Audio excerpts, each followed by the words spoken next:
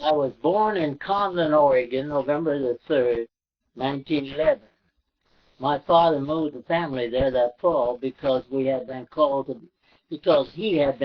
to be pastor of the Conlin Baptist Church. After a very hard winter, they decided to all move back to the farm on the Big Nestucca River again. They arrived back home in the spring of 1912. I was the only one in the family not born on that place on the river.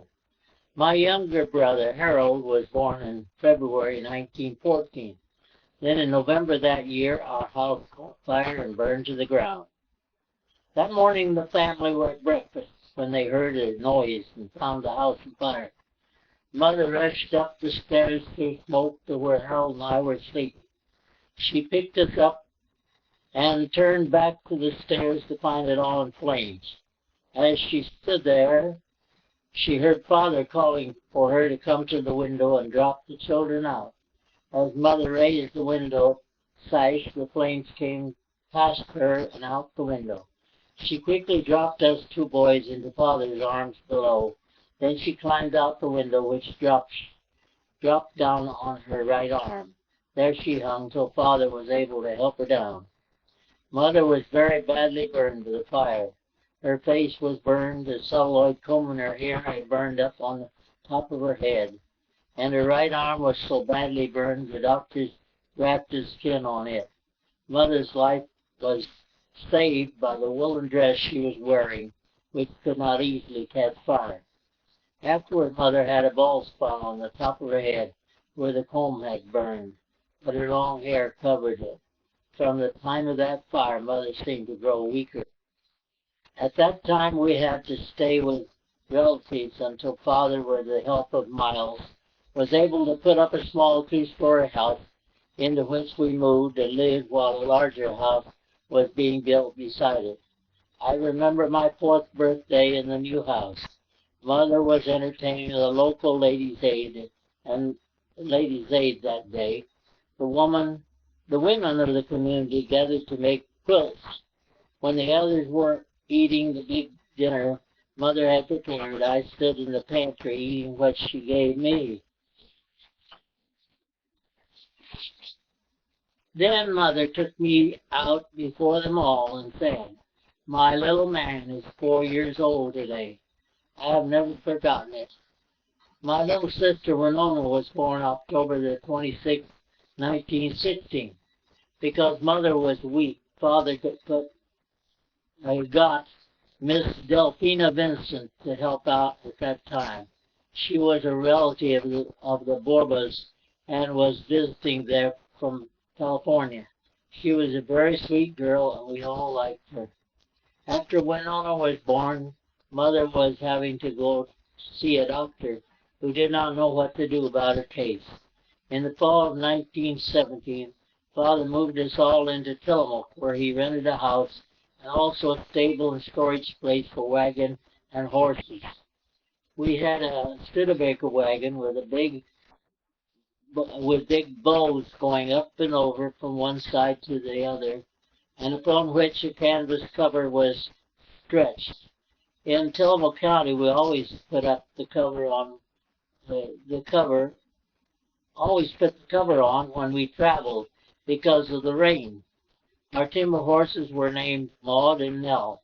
I loved to sit up in the seat in front with Father and call out to the horses, "Get up, Maud, get up, Nell." So as we neared the town of Tillamook, the road ran close to a river, and there along the riverbank a large number of wagons were standing with horses grazing nearby. Also there were campfires with many people about, all dressed in very colorful clothes, especially the women. My older sister whispered to me, "They're gypsies, and they steal little children." This made me quite frightened then.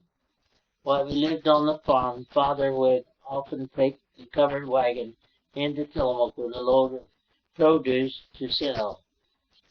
Apples and vegetables. We had a very productive farm with over 100 apple trees and also prune, plum, and peach trees.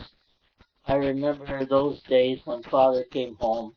He would take out his leather money bag, pour the coins out on the table, and count them. There were gold coins sometimes, but mostly big silver dollars. Flour was also sold in cloth bags in those days, 48 pounds to the sack, which was the flour produced in a bushel by a bushel of wheat. Every year we went to Tillamook County Fair, and we always had our own farm exhibit. In those days, there were always a number of farm exhibits at the fair.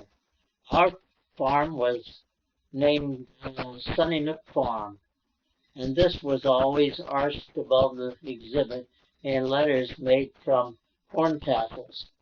At least 4 times, Father won the sweepstakes prize for having the most first prizes in his exhibit. When we arrived in Tillamook in 1917, Mother wanted to start me to school, for I would be 6 in November, but the school would not take me. School had already started. They said they would have taken me if I had been there at the beginning of school, but not later. My older brother and sister were going to school. Because Mother was not well, Harold and I were pretty much left to play as we wished. One day when Father was going back to the farm, Harold and I were playing in the building in which the wagon was stored. It was high and had an open front. In the back there was a loft extending out a ways with a ladder up to it. Harold climbed up there and found a lot of pieces of harness which he began throwing down, laughing as they stirred up the dust. Suddenly there was a voice from the door. "You stop that!" We turned, and there stood a gypsy girl in the doorway, dressed in her colorful clothes. "You take those things right back up there," she commanded. 2 frightened little boys immediately got to work and took all those pieces of harness back up to the loft. When we were done, we looked for the girl, but she was gone.